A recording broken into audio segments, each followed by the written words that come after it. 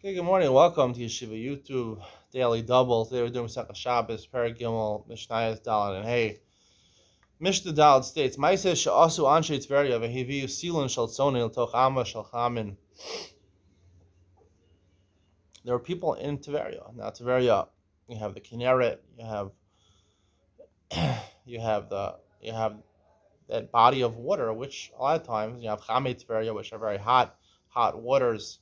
So they wanted to heat up. Certain people from there wanted to heat up water or have water heated up on Shabbos. So they ran a pipe through the Chamei Tveria, the places, springs in Tveria with hot water, and because the water was cold, but it heated up, right, into a stream of hot water. The Chum told these Ma'aseh, right? They didn't ask the rabbis. The Chum found out about it. They said, in B'Shabbos, if you did this, right, put the water and it got heated up on Shabbos, we're going to learn if you go ahead, you're not allowed to heat up water on Shabbos, not a mavashal water on Shabbos. You're not allowed to bring it to Yatzel but if you do bring a Yatzel which is basically the temperature that if I would stick my hand into it, I would immediately remove my hand with pain. So it's like water they heated up on Shabbos, which is an Aveira.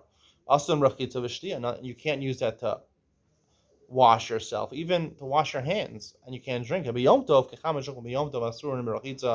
on Yom Tov, you're allowed to heat up water, but you're only allowed to heat up water, the Mishnah says in Beitza, for Panav Yadav Aragla, for to wash your hands or your feet or your face, but not your entire body. But also you're allowed to do it, you're allowed to drink from it. So therefore you can't use it to wash your entire body, but you could drink from it. Muliyar Hagoruf, Shosin Imanu B'Shabbos, Antichi Alpi Shagrufa, and Shosin Imanu.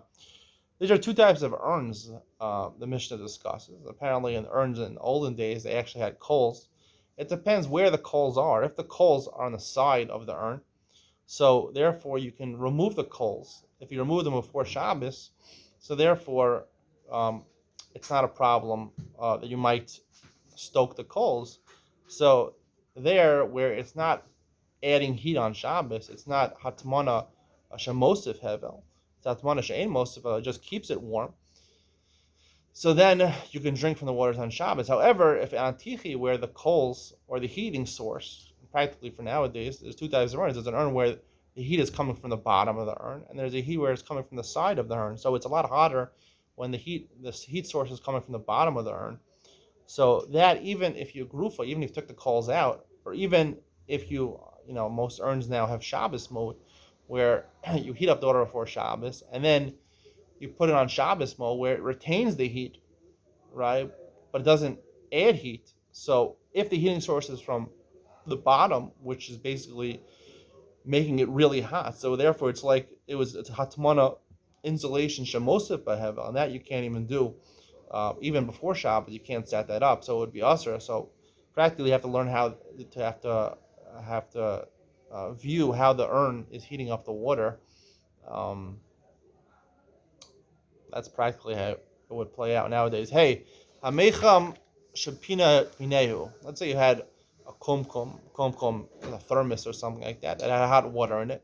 Lo yitain l'tocho sonin. Now, there's different ways of explaining this in the Gemara. We'll say the simple explanation: it had hot water in it before Shabbos, and you put the hot water into a bowl or a cup. So now you have a cup full of hot water. You can't put cold water because when I put cold water in the hot water, the cold water inevitably will be surrounded by the hot water. It will heat up to Yatzel at this bowl, and therefore it's a problem of bishul. However, if he puts a lot of cold water, if I put a lot of cold water into the hot water, so therefore the cold water as one unit won't become Yatzel Edispo. So it's also, if you transfer from this mecham, which is on the fire, the thermos is on the fire, if you put it not just into one, but you put it into a klisheni, another cup, right? You put it into another cup, which is a klisheni, meaning it was in the thermos. The thermos.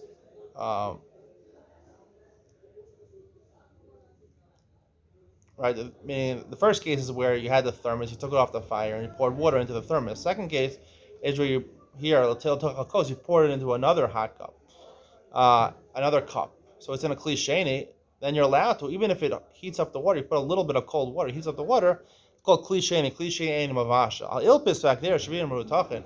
Let's say you had a pot of food, a chalent pot, or a pot of food that had food cooking in it on Shabbos. Even if you took it off the fire, it's called a kli rishon. Kli rishon shalo al eish. Even if you put spices in it, you're not allowed to do it. It's a kli rishon mavashal.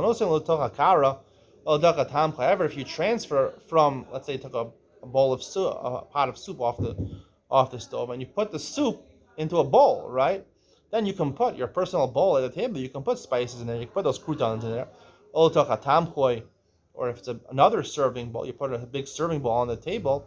That's a kli sheni, and it's not mavashal. Yehuda Omer, lakolu knows saying chutz midar sheish b'chometz l'sir. Yehuda allows even to put in a kli rishon, as long as it's not on the fire, except for something which has vinegar or brine in it, which are sharp things, which cause things to mavashal more.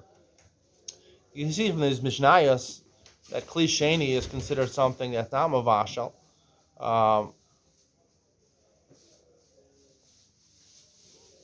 Kli sheni is not mavashal. Well, I'm going to explain. There's a concept we know now. Practical remark here that you have to put something in a klishi. Moshe finds that the klishi is not mavashal. I think the Mishnah Berurah likewise says that. But technically, the halacha mikar din is kli sheni ain't mavashal. Now, if kli sheni is in mavashal, what's the reason? Right? This is always the famous question. Those ask this question on Masechah Shabbos, that it's the same temperature once you pour it into a different bowl. So if it's going to mavashal, right? If it's going to cause something to mavashal to attain the status of the Atzalis, but it'll do that whether it's a kli rishon or kli sheni. How does kli sheni help? Why is kli sheni mutter? I'll talk about that in Iyam Mitzion coming up next.